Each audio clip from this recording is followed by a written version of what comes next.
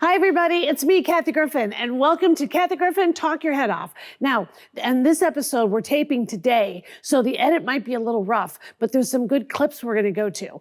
And guess why? Get this shit.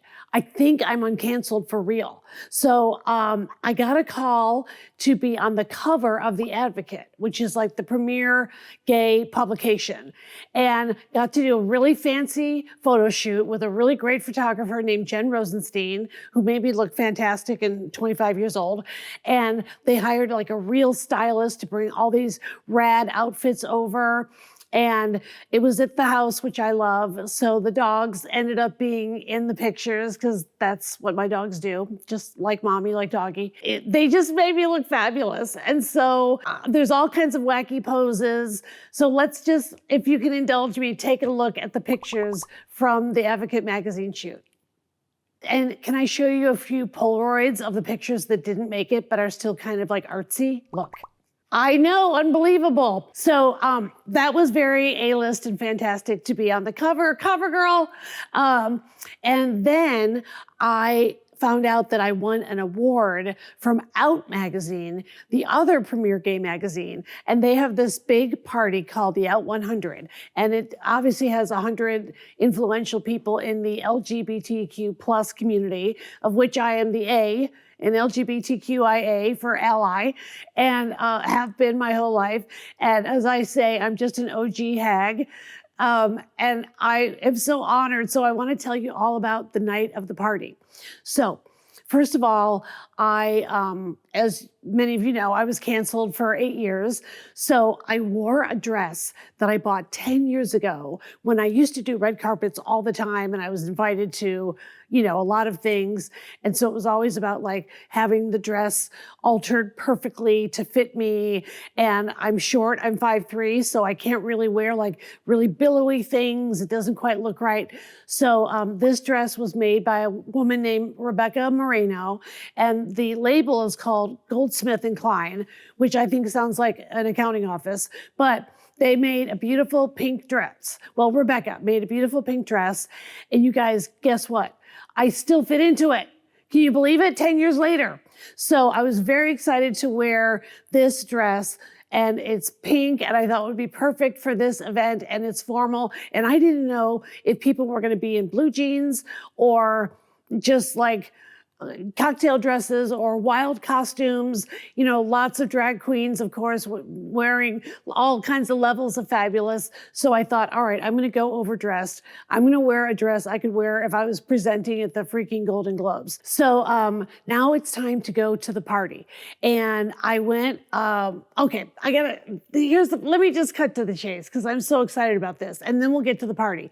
So I have a real history of giving other people that are celebrities an award, and kind of always the bridesmaid, right? So I don't know what's in the air. I don't know if it's that Trump is behaving worse than people even kind of paid attention to. I don't know if it's that he had such close ties with Jeffrey Epstein, maybe turning the tide. All I know is there's some kind of shift in my life and my career where way more people than not are saying complimentary things toward me about my particular form of very direct activism and resistance is the way I like to think of it. And so I didn't know who they were going to get to present me this award. I would have been, grateful just if they said like on a tape, like, and here she is, Kathy Griffin. But guess who they got to give me the award? And she was a surprise. Sia. I know. Okay, so first I thought she was just going to make a video, which would have been more than enough and an honor. But turns out that she showed up in person. And she like doesn't go places. She's one of those where you don't see her at the opening of an envelope like me. But I was so excited that she showed up, and of course, I had it in the back of my mind to have her sing to me a cappella, which we're going to get to in a minute. But I get to the party, and it was a press fanfare, and I loved it, and people were nice to me, which I still find kind of shocking after the whole cancellation thing. Like, it takes me a minute to go, oh, they're not attacking me. And I also am in the news more this last week or so because my former nemesis, Andy Cohen, has been talking about me publicly, like at BravoCon. Someone asked him if he would ever make up with me. And he said, never say never. And he emailed me this long email. And it was definitely interesting. And I emailed him back right away. And I don't know what's going to happen there. But, I have a lot of feelings about that because I feel hurt in a lot of ways that I don't think he quite understands. But I appreciate that he said never say never, because I did love working at Bravo and I would love to do a special at Bravo again or a series or whatever. And never say never. And at my age, I definitely never say never anymore. All right. So, in fact, the other night I had a show because I'm on tour. Please go to kathygriffin.com for tickets because I'm back on tour and I'm so grateful to be working and making audiences laugh. And when I showed up for my show at the Grove Theater in Anaheim, California, TMZ was waiting for me at the very obscure loading dock parking space that I had, and all they wanted to talk about was Andy Cohen. So Andy, if you're watching this, I'm not sure why either, but people are very fascinated with our beef, not beef. Back to the party itself. I was over the moon to have a reason to get all dressed up that wasn't, me throwing a dressy party. And I wore these shoes that were insane. They were like 5-inch heels, and I didn't think I'd be able to make it. And by the way, somebody should make lidocaine for feet that lasts all night, but wouldn't make you slip around in shoes. Another $1 million idea I'm giving you, world, for free. And they stayed on my feet all night, and somehow I made it through the night with these ridiculous shoes that had heels that were like straight pins, and I'm balancing my body on them and trying to pose and look fashionable and sucking in my stomach the whole time. Because I have a little of the body dysmorphia, so I always think that I look bigger than I probably do, so that I'm sucking in that stomach like you wouldn't believe. Anyway, I did all the interviews, and I mean all the interviews, and that's how I do it. That's how I roll. It was time to go in, and the party was wild. It was at an event space. So I can't even tell you like the ballroom or the theater because it was just an empty space, and they made it very gay and fabulous. And the outfits the gays had on were just beyond. I mean, first of all, the lesbians brought their best suits and tuxes, some with tails and lots of lapel action. And the gay boys and the non-binaries and every name and group and color was just turned out.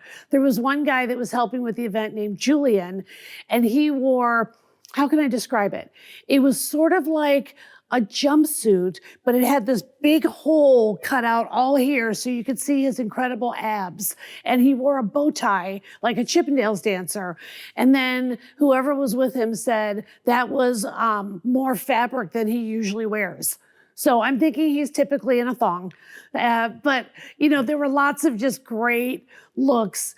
And in a time when I feel like this administration is very dangerous for the gay community, it was great to see a safe place and be part of it and see folks being out and proud and having fun and being the community that I know the community is, not what Fox News or Breitbart or any of the far right says the community is. Okay, so if you're watching me, we're on the same page about that. Okay, so then I did some glad handing and ass kissing and meeting and greeting and took many selfies, which was really fun. And then it was time to go to, they had kind of a dressing room for me. So I go back there, also take a load off my feet because my dogs were barking because of those heels. And I got to hang out.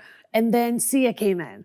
So Sia came in with Team Sia. She didn't have the wig on because, Sia wears these wigs all the way down to here because as famous as she is, she truly likes to be anonymous and she can really go anywhere and not be recognized or bothered, which I think is a genius thing that I'm surprised more A-listers have not figured out some version of that. Anyway, So she said, which wig should I wear, mate? And I said, the pink one, duh. So she shows up with the pink wig, and she had this whole outfit, and we were hanging out backstage, and then the show ran a little bit late, and I'm just thinking like, oh my gosh, there's Sia. She came all the way down here. And then I just said to her in front of her whole team, and I think they wanted to kill me. I go, so what do you want to sing tonight? Because I always put her on the spot and make her sing, even though there was no piano, no track, no accompaniment. But she has such raw talent that it just dazzles me every time she sings. And she sings to me, and she's very generous about that. But don't do that. Like if you see her out in the wild, I'm not encouraging that. I'm just saying, oh, I probably shouldn't have said any of that. No, I'm sticking with it, Nick. We were backstage waiting, and then they said, it's time to go. So I got to watch the process of Team Sia putting on the iconic wig, and they lower it like a spaceship on her head. It was fantastic. And she was very loosey-goosey. She wasn't nervous. She was just being herself. Oh, you know who catered the party? McDonald's. I never thought I would see gay men eating McDonald's, chicken McNuggets and fries, but not in public is right, Nick. And so there were two factions. There were the gay men that were just like, forget it. I'll just work out 3 times as much tomorrow. And I love carbs. And damn it, I'm going to admit it tonight. And then there were the gays that were like, I can't even look at them. I can't smell them. The temptation is too much for me. My name is Julian. I have a hole in my shirt. My abs are showing. Not today, bitch. And the lesbians were just like, where's the next bag? Then I found out that, to my surprise, 3 of my celebrity pals made videos for me congratulating me on the award. So I didn't even know that, because the event space was such that I couldn't see the videos when they were playing. I heard their voices, and I was like, wait, is Melissa Rivers here? So here's the first video from my friend who's been on this show before. You can go back and watch our episode together if you want.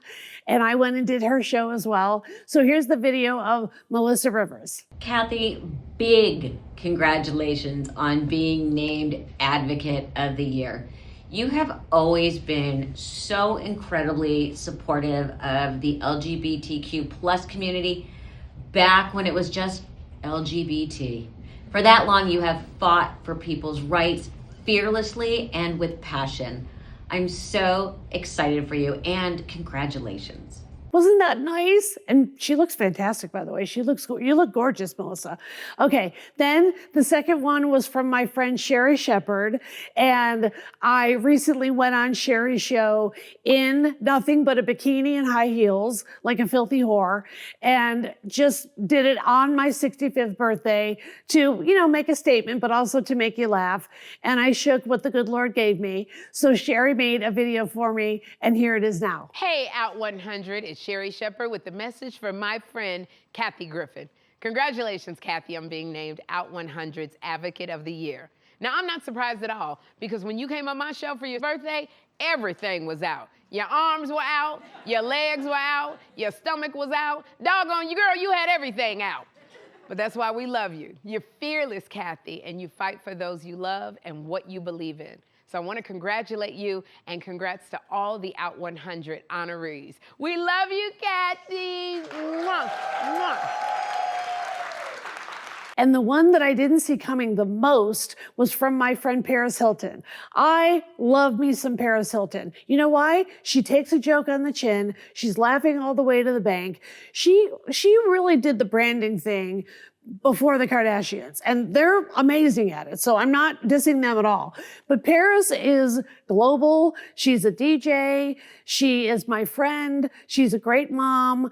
And, we're on a text chain, and she has a documentary on YouTube about an experience she had during the high school years that's pretty heavy and serious, but I highly recommend that you find it and watch it. She co-wrote a bill that President Biden signed into law before his term was over, and she was on Capitol Hill once a month with this bill. And it was a bipartisan bill, which was amazing. All right. So anyway, I just love her to death. And for some reason, she's my friend, even though I've made fun of her mercilessly over the years. So let's take a look at the video Paris made for me. Hi, Out 100. It's Paris. I just wanted to leave this message and say congratulations to Kathy Griffin on being named Advocate of the Year, and congratulations to all the other honorees. Have an amazing evening. I love you guys. Come on. So Sia comes up and she gives me a fantastic introduction. So first, I actually want you to hear her introduction because I'm so honored that she wrote it. And I think she talked about some stuff the audience didn't know about, and I'm really grateful for that. So here's her introduction. You know, there are a lot of comedians who call themselves fearless, but there's only one Kathy Griffin. In 2020, Kathy posted about a viral video that most of you have seen, a middle-aged white MAGA man supporting and harassing two queer kids, simply getting their photos taken in a hotel lobby for their prom.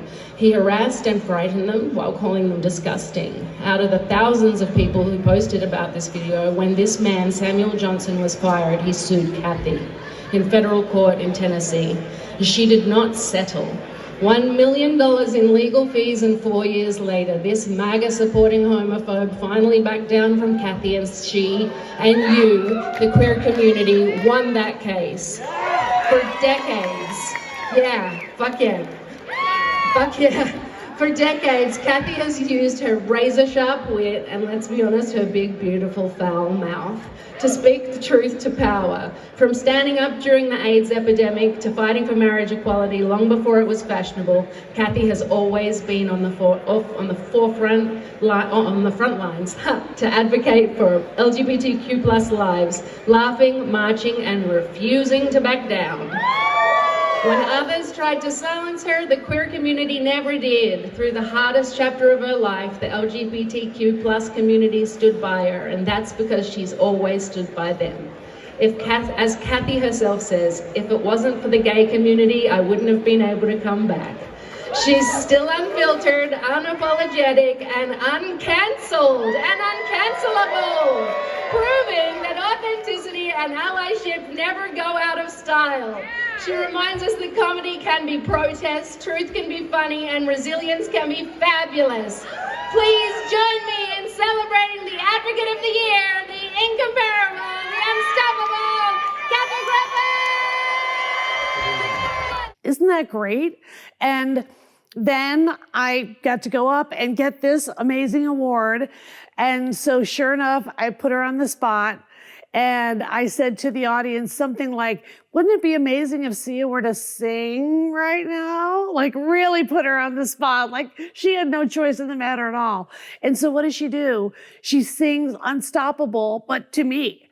I remember, no accompaniment, just no auto-tune, just Sia at a giant gay party, singing to her friend Kathy, for her friend Kathy, so touching.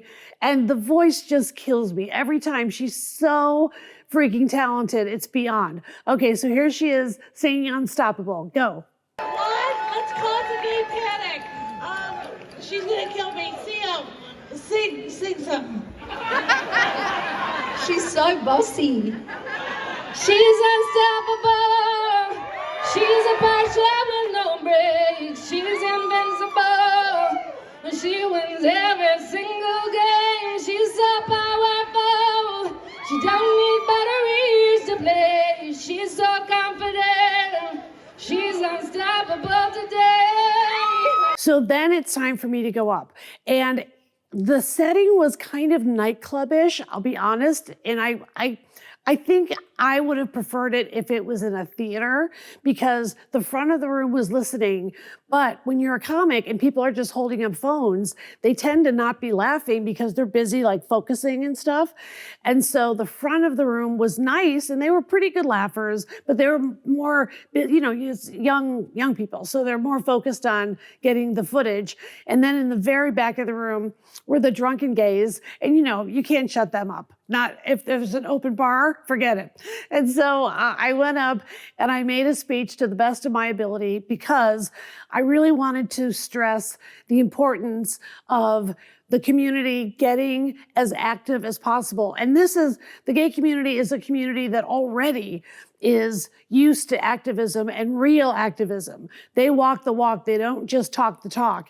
But like I said, I have such fear for the community now with this administration and with the religious Christo-fascism that I think we all have to up our game in the resistance and the activism. So I tried my best. So here's a little bit of my speech. I am thrilled to be here. Hello, gays. Hello, gays. I'm on the A-list. Yes. All right. So first of all, we got to have fun because these are tough times. So can I be really, really inappropriate right now? Okay. So let's be honest. The real reason I'm getting this award is what I'm called in my day. There was a term called hag. And we won't say the F-A-G word anymore, but honey, I'm an OG hag. I know all of you. We go back. We have a relationship. I know who's the top and who's the bottom. I know which lesbian flips Silver Lake herself in one day. I know the bears from the otters. I know who likes to go to the black party and the white party. I know who's scatty. And when you get it with the scatties, then that's a whole other level, if we can just speak freely. But I'm so honored to be Advocate of the Year because we are a community. And this is a tough time, so I want to tell you to please become as politically engaged as you can. Please. It's so important because I worry about you guys, and I worry about in America where it may not even be safe to walk down the street as a gay person. And I worry about Trump being so crazy and so racked with dementia with his little tiny mushroom penis that's this big. And I worry about him trying to enact something where if a neighbor thinks you're gay, they can like call you in and stuff like that. So please remember, elections are not every 4 years or every 2 years. Elections are every single year. And we just passed Prop 50 here in California, which is, we did it. Could not have happened without the gay vote. Could not have happened without the gay vote. And so what I admire so much about the community is you mobilize, you organize like nobody, you let the lesbians build, you let the gay boys decorate. And God damn it, there's hope in the world because of that. So please stick together. United we stand, divided we fall. I love you guys. What an honor. I can't even believe it. Okay, you guys, that was my night. So you are looking at Kathy Griffin, Advocate of the Year, and I'm so honored, and it's just such a big deal. So I know I talked about myself this whole episode, but I want to tell you about the show I had the next night because I'm back on tour. I'm only 2 shows in. On a previous episode of this show, Talk Your Head Off, I talked about my process, about how I come up with my new material, because I have a special on YouTube now that's free called Kathy Griffin, My Life on the PTSD List, and I want you to watch it right after this. And you don't have to give me $10. You don't have to give me your email address. You can just play it and watch it. You can send it to your friends and they can watch it. And I want as many eyeballs on it as possible. So now that that's out there, I've what they call burned that material. So I can't do that material anymore. And everything now is new.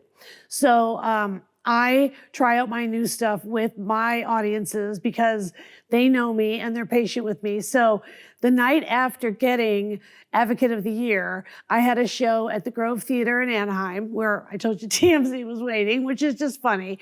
But first of all, my show was at 7 p.m. and traffic from my house in Malibu to Anaheim on a Friday night, well, I really underestimated it. So you guys, guess what time I got to the theater? 6:59 p.m. I'm not even kidding. Now, I knew the show wouldn't start at 7 exactly, because there's always people that are at the bar or still parking or whatever. But I like a 7:05 start time. I don't want people that have gotten there at 6:30 to have to sit in their chairs and keep waiting and waiting. So I of course, I have to pee like a racehorse because it was a long drive and it was just a parking lot the whole drive. And so I run out and I just am like, hi, it's me, Kathy Griffin. And first we couldn't find where to park. So I'm saying to the guy who's just charging people $10 or whatever it was to park, but I'm Kathy Griffin. I'm actually the artist. So can you tell me where to go? And one guy didn't recognize me and he's like, yeah, whatever, crazy lady. And luckily the other guy did. So he helped me get to the right spot. So I go in, I think I peed for a solid 3 minutes. And then I put on my headset microphone, which takes a minute because I have to put the mic pack on a clip on the back of my bra, wind it through, then there's an earpiece. And because I have a vocal cord implant on my left vocal cord, I need a headset microphone because it has better magnification. But I'm running late. Thank God I wore my outfit in the car the whole way there. And I went to the bathroom, got the microphone on, hit the stage at 7:08. And once again, I'm trying all new stuff. I am trying it out in the car on the way there. I'm, hoping stuff that I've tried out with my pals at lunch or dinner or on the phone is going to work because that's how I try stuff out. And it was really, really a fun show. The audience was so patient with me and they were laughing and they were educating me on what is working and what isn't working. And I felt like we were in this together because I told them, I said, this is all new. This is all new. You guys are the first to hear it. And then I also said a bunch of stuff that I could totally get in trouble for. Like it was one of those shows where, I don't know, the audience was so vocal and they were so loving that I just thought I can say anything to them. So, it's probably good that it wasn't recorded, but I do try to make every live show special. So when I come to your town, just know I will have done my research and development on your town, and I will be making fun of you to your faces first and foremost, because that's what I love about touring, that and the local food. So finished the show. I did my meet and greet, took lots of pictures, had in the magic hair like this, had in the fake lashes, the whole thing. And so what do we do, my little posse and I, what do we do to celebrate after an amazing audience show? I don't say I'm amazing. I always say the audience is amazing. In-N-Out Burger. Yes. D-list all the way, baby. I'm not going to the 5-star restaurant. I'm going to In-N-Out. Now, if you're an In-N-Out person, you get it. If you live in a state that has never had In-N-Out, then it's worth the trip. Get on a plane and find yourself an In-N-Out burger. And it was just so great. Now, what do you get? Leave me in the comments what you get at In-N-Out because there's a lot of off-menu items and I'm fascinated by that. Like there's I think there's a Neapolitan shake that isn't on the menu. There's a hamburger animal style, which means it's wrapped in lettuce, not a bun, I think. And mine is easy. I get a double single, well done, no pickles or onions, regular fries, but you can get well done fries, and a Diet Coke. And so we just pulled over in the parking lot there. I brought Elliot, one of my dogs, with me, and he would not move to the floor of the car even for 5 minutes. So I was in a battle for my own burger with one of my dogs because I bring one of my dogs to every show that I do in every city, no matter where I'm going. Even when I go to Canada, I bring one of the dogs. Sometimes I bring two because it's the greatest feeling to do a show, and whether the show was great or still experimenting or anywhere in between, it's just incredible to walk off stage and see one of the fur babies there and they jump on me and they give me all the love I need. And so that's my thing. Oh, did I ever tell you who gave me the advice to take a dog to every show? Stevie Nicks. Yes, so get this shit. I'm friends with Stevie, and when she plays Los Angeles, she usually does her meet and greet after, and then she's got this like table, and we have a standing date to sit at the table and gossip when all of her meet and greets are done. And she said to me one time, you know, you're at the stage of your career where you should be bringing your dogs. I've got 3 dogs in every show, and she has these 3 little dogs that are freaking adorable, and she's got a whole setup for them. And she said, I think you're at a place where you need to take your dogs with you. It's very helpful. They're very loving. I can't really do an impression of her talking, but she kind of talks like that. Anyway, thank you, Stevie. That was great advice. And I just wanted to tell you about my A-list action-packed weekend. So anyway, this one will have as much editing as we can do in one day. I love you guys. Go to kathygriffin.com for tour tickets. Watch my special on YouTube. And I'll see you next week on Kathy Griffin, Talk Your Head Off. And happy Thanksgiving. Happy Thanksgiving from me, Kathy Griffin, to you. Also, let me do a tease for next week, and I'll tell you why. I have a very special guest. And as you know, I don't typically do guests on this show, but should I say the name or not? Okay, Susan Powder. Susan Powder, who has a new documentary out or coming out, and it's called Stop the Insanity. It's going to be a great episode next week as well. All right, I love you guys for tuning in. Like and subscribe, like and subscribe.